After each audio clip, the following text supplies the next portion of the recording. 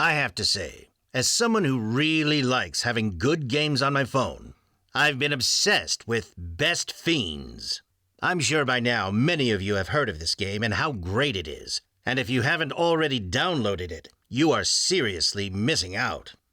The reason this game has over 100 million downloads is simple. It's really engaging gameplay that you can casually play anywhere. It's a mobile puzzle game, so you know it's great for those moments in life when you want something to keep your mind challenged, or even if you want to unwind at the end of the day. Either way, it's casual, but really fun. Something about this game kind of makes my brain feel like it just got a deep tissue massage, or went for a jog around town. Basically, I feel engaged, challenged, and refreshed. It's important to keep your mind working, and this is a great fun way to do it. Best Fiends has thousands of puzzles for you to solve, so you never have to worry about running out. Which is a huge relief for me, since I'm on level 74 right now, and I'm still going. There's something new to play every day, and the characters are super cute. They're also collectible, and new ones just keep coming. My favorite feature of this game is that when you reach certain levels, your characters will level up and get better stats, which only helps you get further in the game. Maybe you're like me and have some doubts about finding a puzzle game with more to offer. My advice? Give Best Fiends a try. Just don't blame me if you can't put it down. Download the 5-star rated puzzle game Best Fiends free today on the App Store or Google Play. That's Friends without the R. Best Fiends.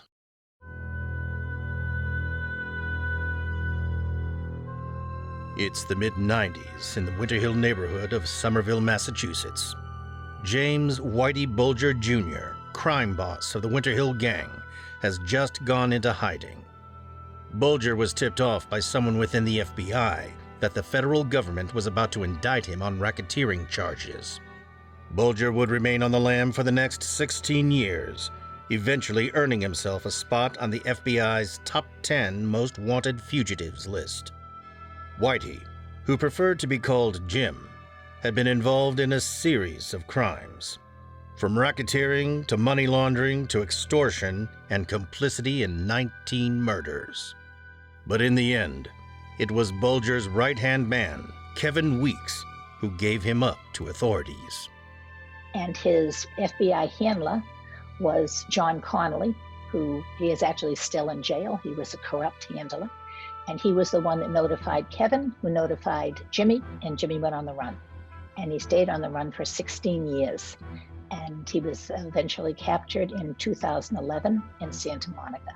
During the time that Jim Bulger was on the run, he connected with Kevin 4 different times, which was not easy because Kevin was being watched constantly by police, by FBI. There were helicopters that were flying over his house trying desperately to find Jimmy. And they knew that Kevin would be a link, and he was. This is Mafia.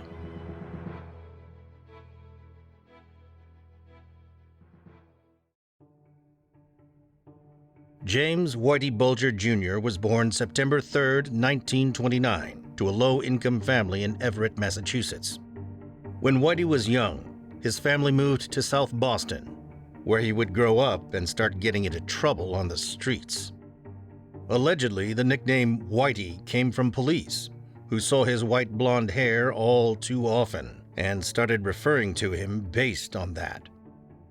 Growing up on the streets, as the son of an Irish immigrant, Whitey linked up with a local street gang who dubbed themselves the Shamrocks.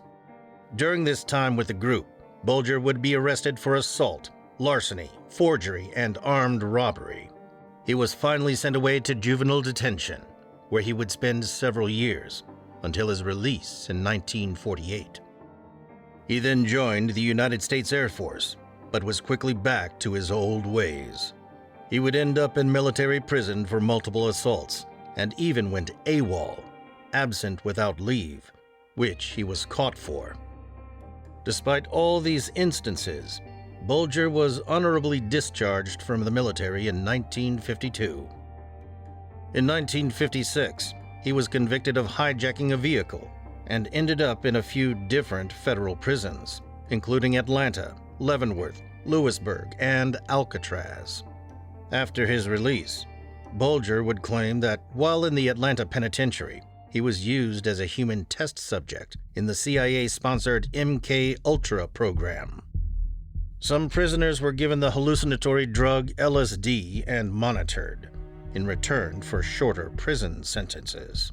While he was in prison in Atlanta in 1956, he'd gone to prison for armed robbery, truck hijacking, but while he was there, he was part of an experiment, an LSD experiment that was called the MK Ultra program to research mind control for the CIA. And for 18 months, in order to get a reduced sentence, he was subjected to this LSD. Jeff Schumacher is the Vice President of Exhibits and Programs for the Mob Museum in Las Vegas. He was injected with LSD as part of this secret CIA program to try to create a mind control weapon. Believe it or not, this is not science fiction. I mean, this really did happen. And every week, Whitey received an injection for 15 months. And the effects of this weekly LSD injection were devastating. He had terrible hallucinations and dreams, and he came out of there with a real problem with insomnia and obviously nightmares for the rest of his life. And some people have attributed the LSD experiments to what came later. In other words, he became this killer and really sociopath. Kevin absolutely assures me that that is one of the reasons that Jimmy became so violent, and that he could suddenly turn on someone, and that murder was like a release for him, that his mind was never the same. Jim had horrendous nightmares. He would wake up screaming and in horrible visions in his mind, and that they felt that that was, something that had affected him for the rest of his life. I think the seeds of that were in him long before the LSD experiments. It's pretty clear he had turned to a life of crime before they ever injected him. After his release in 1965, Bulger fell in with another local gang. This time a South Boston Irish-American gang known as the Colleen Gang. At the time, they were in the middle of a gang war. It was with this gang that Whitey committed his first homicide. It's speculated that Whitey knew he was on the losing side of the gang war, and so he switched sides, joining the Winter Hill Gang. Soon after, the leader of this gang was arrested for fixing horse races, and Whitey came into power. This is where he met fellow mobsters Kevin Weeks and Stephen Flemmi. Then in 1979, some other Winter Hill gang leaders were busted in this horse race fixing deal. And when that happened, Whitey basically filled another void. He became really the boss of the whole thing. And at that point, the whole Irish mob in Boston really revolved around Whitey Bulger and Steve Flemmi. These guys were partners going way back, and they really took charge of the whole thing. Phyllis Karras is a writer and retired journalism professor, and the author of Kevin Weeks' biography. She has worked with Weeks extensively to get the full and accurate story of his life. My connection with Whitey Bulger is mostly through Kevin Weeks, who was Whitey Bulger's second command man with Stevie Flemmi. I wrote Kevin's book, Brutal, which was the untold story of my life inside Whitey Bulger's Irish mob. And Kevin Weeks was connected with Whitey for 25 years, was his closest confidant from the time that Kevin was 18 years old until the trial of Whitey Bulger in 2012. They were totally connected. But what no one knew was that Bulger was an FBI informant and had been since around 1974. He knew that the FBI was giving them information, but Kevin had no idea that Jim Bulger was also giving the FBI information on certain people that actually ended up being killed by the Bulger mob. But Bulger wasn't the only one with a secret. His right-hand man, Stephen Flemmi, had also been informing the FBI of mob proceedings since the mid-60s. Along with Flemmi, Bulger had a corrupt FBI agent on his side. The man who was secretly feeding him information was John Connolly, whom Bulger knew personally from growing up in South Boston. John was actually raised in the same housing project in South Boston that Jim Bulger was. The two of them were neighbors, except that John was 20 years younger. And John actually remembers once that he was a kid and he had an ice cream cone and someone kind of was taking his ice cream cone away from him, and suddenly Jim Bulger appeared and beat up the kid that was trying to steal John's ice cream cone. And John remembered from he was just infatuated with this man. He thought he was amazing.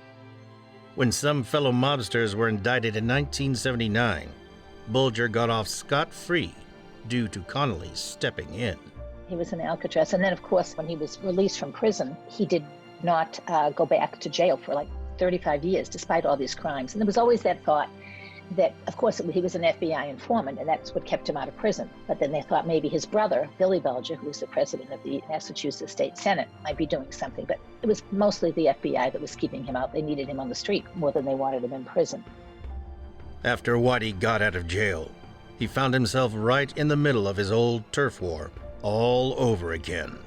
When he came out of prison, when he came out of Alcatraz, there had been a tremendous gang war between the Killeen and the Mullins, the two Irish mobs, and they were pretty much killing each other at the time. And Jim got into it at that period, and he was a Killeen, and there was assassinations, and oh my God, there was such crime fighting between them. And it was just that, he came out of prison, and he got a job as a janitor, and was looking for crime again. He'd been in crime but before he got into jail. And this was this gang war, and he just was a good fighter, and so he was kind of smack in the middle of it. But unfortunately, every war has its casualties, including innocent people who had nothing to do with the fight itself. Paul McGonigal, they wanted to murder him, and they sent Jimmy off to kill him. And actually, McGonigal was a Killeen, but whatever he had been doing had pissed off the ranks, so they decided he had to be killed, and they gave the job to Jimmy. And he went after him. The only problem was that instead of killing Paulie, they killed Donald instead, who was a law-abiding citizen. They shot him. That was his brother. In the 1980s, Bulger was now working the Boston rackets, and as an informant, he was able to do so without fear of getting caught. With this newfound freedom, he continued working mob jobs, killing those in his way, and interestingly, keeping certain drugs off the street. Allegedly, he hated heroin and made sure that local dealers weren't getting their hands on any. So they did a lot with drugs. There was a lot of constantly trying to intimidate anybody that seemed to be coming into their territory. If there was another drug person that was setting up something in South Boston, they made sure that they left. A lot of intimidation. There was certainly banks that were robbed. The drug business became much more central to it when Jimmy took over. He just controlled it all. And that was a huge source of money. And, he didn't allow them to sell drugs to children. There were certain drugs, cocaine, and certain angel dust he did not allow. So he changed it in that respect. But it wasn't just about making money. Bulger wanted to help out his people, the locals in the area. Kevin says this is true, that, he took good care of people in South Boston, that there were people that needed help, that there was a family whose daughter was being bothered by some drug people or whatever, and they went in, they beat the crap out of the guys that were bothering her. There was a couple of people that needed money, older people. He was very generous, would drop off groceries, would drop off checks. A lot of people, felt he was Robin Hood. Not only was he helping those in need, but when the news broke that Bulger was arrested later on, people were heartbroken. They all felt that when he was arrested, that was terrible. They loved him. He did good things. He gave money to the schools. Oh my God, he was such an anti-busing person. Practically blew up buildings and schools when Judge Garrity did the enforced integration in the schools. Bulger was strongly against busing. In the 70s, people in the Boston public school system called for desegregation of schools, as many were still majority white or black. The compulsory busing plan made it so that children of different family incomes were bused to schools in other districts. This plan was met with opposition from both parties involved. Black people were unsafe in these majority white schools, as they were often attacked and harassed, And white people just picked up and moved, also known as white flight, to the suburbs. It failed miserably, and it caused enormous problems. Kids wouldn't go to school. There was a whole class of, I believe, I must have been the class of 1972 that never graduated from South Boston High because there was so much violence. They had to bring in the state police because there were so many fights that were breaking out, and the black kids would come on these buses. Rocks would be thrown at them. Jim Bulger was against it, and Stevie Flemmy and Kevin went out of their way to do everything they could to disrupt it too. At the time, Kevin was in high school, and he was one of the ones that was throwing the rocks and doing all those things. In his fight to end busing, someone set fire to an elementary school in Wellesley, Massachusetts. Some say it was Bulger, others say it was Flemmy and Weeks. This was done to send a message to the U.S. District Court judge, who was in support of this busing desegregation plan. Later, Bulger and another associate would toss a Molotov cocktail bomb into the birthplace of President John F. Kennedy to send a message to his brother Ted Kennedy, who also supported the busing desegregation plan. Stevie Flemmy and Kevin set fire to an elementary school in Wellesley. And Judge Garrity, the one who ordered the busing in his town, set fire to the school. They were never convicted of it, but everyone knows they did it. They placed a bomb near John Kennedy's birthplace, but it was discovered in time they wanted to blow up that house. I mean, they were so against anybody that was for busing.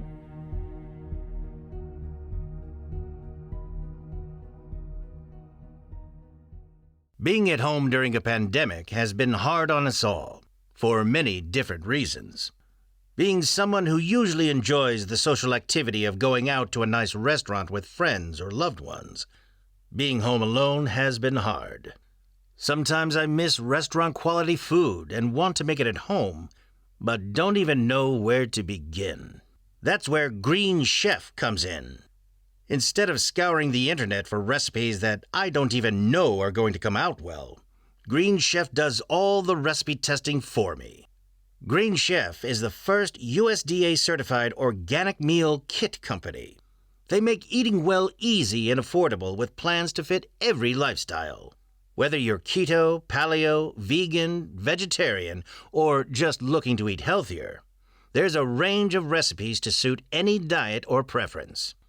All of the ingredients are hand-picked and delivered right to your door, contact-free.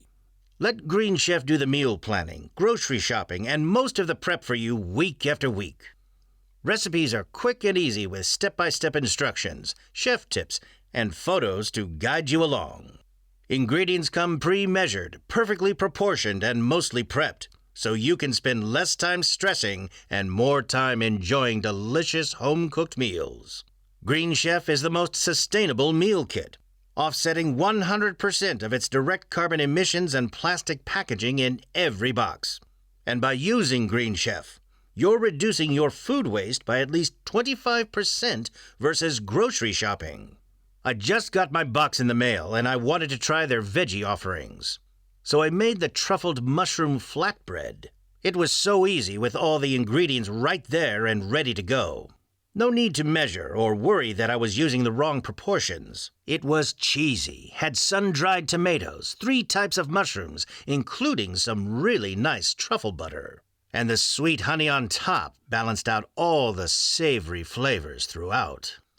Go to greenchef.com/90mafia and use code 90mafia to get $90 off, including free shipping. This is the #1 meal kit for eating well, and you can get $90 off, including free shipping, when you go to greenchef.com/90mafia and use code 90mafia. Is there something interfering with your happiness or is preventing you from achieving your goals? Personally, I've been feeling more down than usual, since I've been mostly by myself for the better part of the past year in lockdown. And I've found that speaking to a professional has really helped my overall outlook. BetterHelp will assess your needs and match you with your own licensed professional therapist. And you can start communicating in under 48 hours. It's not a crisis line. It's not self-help. It is professional counseling done securely online. There is a broad range of expertise available, which may not be locally available in many areas. But this service is available for clients worldwide. You can log into your account anytime and send a message to your counselor. You'll get timely and thoughtful responses. Plus, you can schedule weekly video or phone sessions, so you won't ever have to sit in an uncomfortable waiting room as with traditional therapy. BetterHelp is committed to facilitating great therapeutic matches, so they make it easy and free to change counselors if needed. Plus, it's more affordable than traditional offline counseling, and financial aid is available. BetterHelp wants you to start living a happier life today. Visit their website and read their testimonials that are posted daily. One review from Andrea says her therapist is very understanding and encouraging and helps you sort through your feelings so they don't feel so overwhelming. She has a holistic approach to therapy and encourages her clients to tune into and reconnect with their body, something I needed to be reminded of in this fast-paced world. Visit BetterHelp.com/Mafia. That's better, H-E-L-P. And join over 1 million people who have taken charge of their mental health with the help of an experienced professional. In fact, so many people have been using BetterHelp that they are recruiting additional counselors in all 50 states. This podcast is sponsored by BetterHelp, and Mafia listeners get 10% off their first month at BetterHelp.com/Mafia.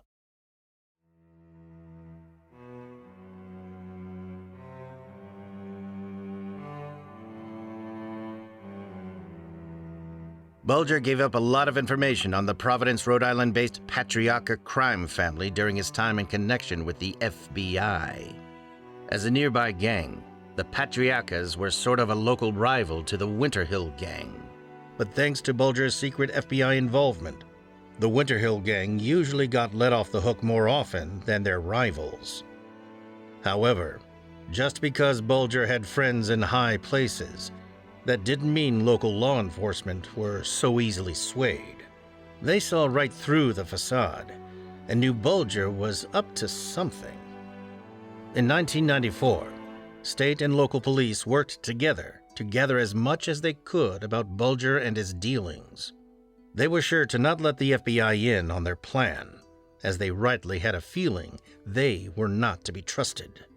However, word got out, and John Connolly heard about the mounting evidence against Whitey. In one last act of goodwill towards him, Connolly warned Kevin Weeks, who warned Bulger of what was to come. Whitey was able to escape just in time, as his colleagues were all arrested. But it didn't stop there. The government was now dead set on finding Bulger and putting him behind bars. Bulger fled with his then-girlfriend, Teresa Stanley. Phyllis Karras is a writer and retired journalism professor and the author of Kevin Weeks' biography. He took off. At that time, it was just a RICO indictment, and they didn't think that it was going to stand, that they thought it would fall through. So when Teresa and Jim Bulger took off, they thought they'd be back maybe 3 months or so, and then the whole indictment thing would collapse, as most of the other type of indictments against him had in the past. However, this one did not. This one continued and grew stronger. But Stanley had a life and family of her own and wasn't cut out for life on the run. Jim brought Teresa back to Boston on February 14th. It was actually Valentine's Day. And Kevin then gave him the woman that would stay on the run with Jim Bulger for so many years. And that was Kathy Craig. Because even though Jim was mostly living with Teresa, he also had another very serious relationship, and that was with Kathy Craig. Kevin Weeks remembers it as a sort of swap. The scene that Kevin creates the night that they made the exchange, that Teresa Stanley got dropped off at her house in South Boston, and then he went to the park, to a nearby park, where Kathy Craig was waiting, with a little shoulder bag over her shoulder, and hadn't brought that many things with her, and got in the car with Kevin, who then drove her to meet Jim. She was a very loyal woman to him, and she truly loved him, and she never believed any of the stories about Jim Bulger being a murderer. She knew he did some bad things. She knew he was into the mob, but she never believed. She still doesn't to this day believe that he was really as bad as he honestly was. Bulger was always extremely careful on the run, but would sometimes act out in bold ways. Whenever Kevin would meet the two of them, like in New York, one particular time, he evaded the police. He took so many different cars, so he eventually got to the train station and then met Jim in New York, Grand Central. Kevin met Jim and Kathy, and they just took off for the afternoon. It was incredible. They were looking for a Japanese restaurant that Jim wanted Kevin to see. And he said they were walking down the streets of Manhattan looking like, a typical threesome, nothing about them that extraordinary. And at that time, of course, Jim is a wanted man on the run. And when he couldn't find the restaurant, he actually stopped and asked a policeman where it was. And the policeman walked them to the restaurant. And Jim always said, you just act normal and nobody will notice you. And he did. And that was a perfectly fine visit. But Bulger's life on the run couldn't last forever. In the next episode, what followed the bust was a 16-year pursuit in which Bulger was on the run, fleeing across the U.S., crossing the border to Canada, and even being reported seen in London, England. He would eventually earn a spot on the FBI 10 Most Wanted Fugitives list. But his long-kept secret would eventually come out. He was an FBI informant, and soon the world would know. He said to Kevin, "When they come for you, give me up." And it was kind of a strange statement. And Kevin didn't pay that much attention, but he had this strange feeling something was really off. And sure enough, about 3 months later, it was announced that Jim Bulger was a FBI informant. This has been Mafia, an Audioboom original series, hosted by me, Fleet Cooper. It is produced by Audioboom's Lauren Vogel, Blair Payton, Pam Burrows, Karen Bevan, and Rachel Jacobs. Executive producers for Audioboom are Brendan Regan and Stuart Last. Special thanks to Phyllis Karras and Jeff Schumacher for providing expert insight for this episode. Follow Mafia on Spotify or subscribe on Apple Podcasts, Stitcher, or wherever you find your favorite shows.